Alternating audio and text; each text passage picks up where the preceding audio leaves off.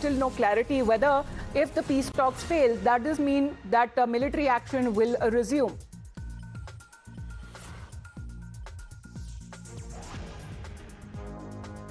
So the Iranian foreign minister seems to be of the opinion that there are excessive demands that are being made on part of Washington's side, and both sides are still not on the same page. So, Srinjoy, we still don't know. Again, in the last 2-3 days, it was being anticipated that a peace deal is almost final. Asim Munir is in Tehran, the Qatar team that has been involved in the mediation. However, there is a lot of activity that is also happening in Washington.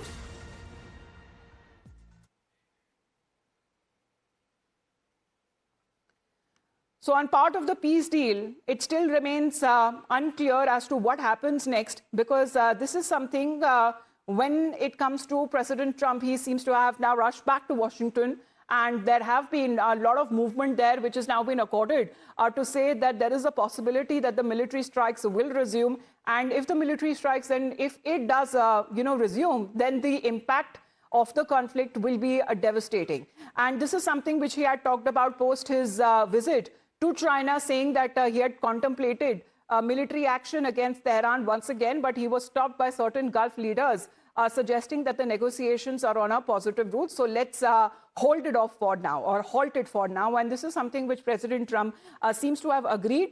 But with the stalemate continuing, with the deadlock continuing, Iran is of the opinion that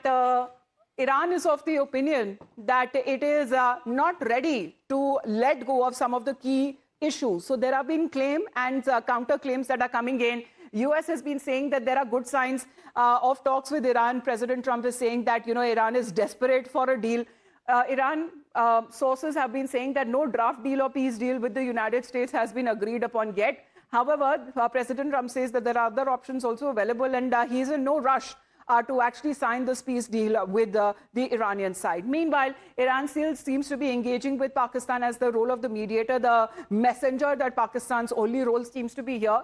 And Iran is of the opinion that whatever demands that are being kept forth by America is actually too much, it is excessive.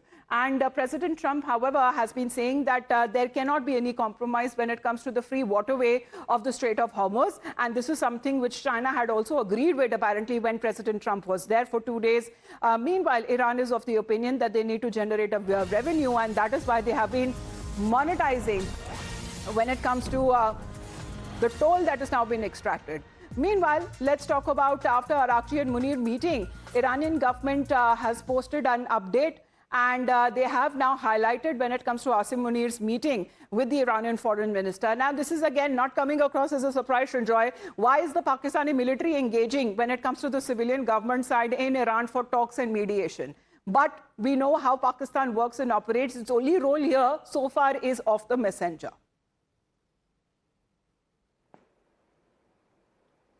Yes, the whole point is, have they succeeded? Have they not succeeded?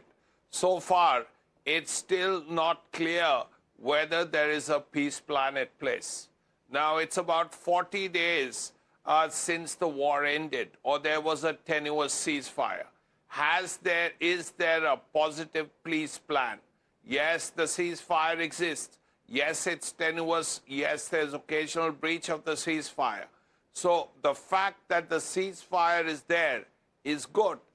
But has Pakistan been able to come up with a peace plan? Has that peace plan been accepted by both sides? The answer is no. So what kind of messenger is that? What kind of peace negotiator is that?